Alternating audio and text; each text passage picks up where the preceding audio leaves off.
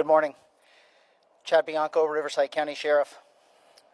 We are here today because California public safety is in crisis.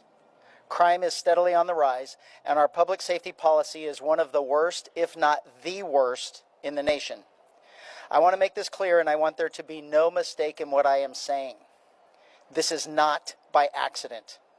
The driving force in our crisis is a radical, progressive agenda fraudulently called criminal justice reform.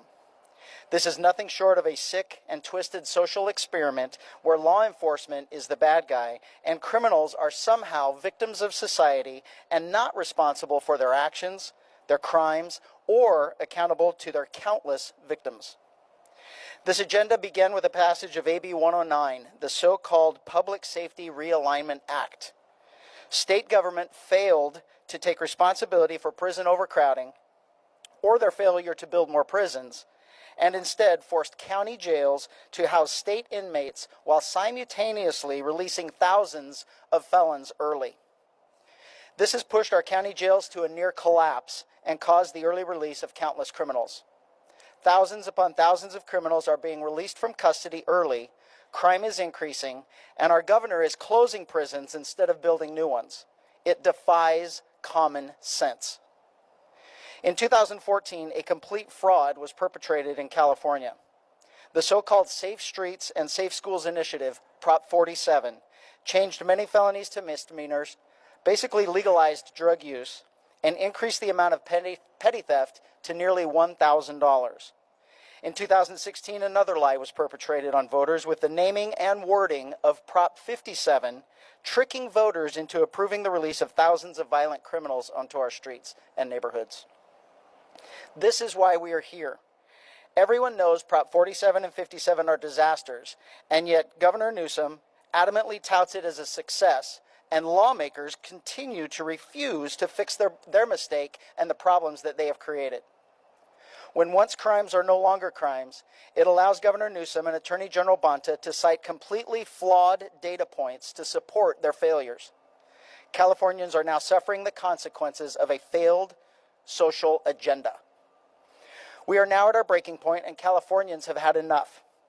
The lie of Prop 47 has been exposed, and the progressive love affair with criminals at the expense of victims has infuriated law-abiding Californians. While we suffer every day with rampant theft causing our small businesses to close and our large box stores to move out of state, our supermajority of lawmakers sit here in their guarded tower oblivious to what is going on in their communities, experiencing drastic increases in all crimes, particularly violent crimes. Over the past 5 years, law enforcement has been unable to get our progressive left majority to even consider any new law or modification to an existing law that would increase punishment or send criminals to prison. Reality has gone completely upside down to the point our governor, our lawmakers, and our attorney general refuse to prosecute criminals, to include those criminals committing crimes with guns, and instead have dedicated their efforts to disarm and remove constitutional protections of self-defense from law-abiding Californians. We are in a very important election year, and the political silliness is surfacing all around us. The same supermajority who refused any sort of tough-on-crime laws for the past several years are up for re-election. They are now claiming they are going to address our public safety crisis with new laws cracking down on crime. The problem is every one of their bills are disingenuous and hollow. For instance, one bill claims to address theft by lowering the felony limit back to $400. Upon examination of the bill, you will find that it gives these career criminals 3 more chances to steal and be convicted before they are sentenced to prison. That is a minimum of 3 more victims. We cannot turn on the news, read the newspaper, go to the grocery store, or open our businesses without being slapped in the face of reality that criminals have been emboldened by a lenient system that holds no consequence for criminal behavior.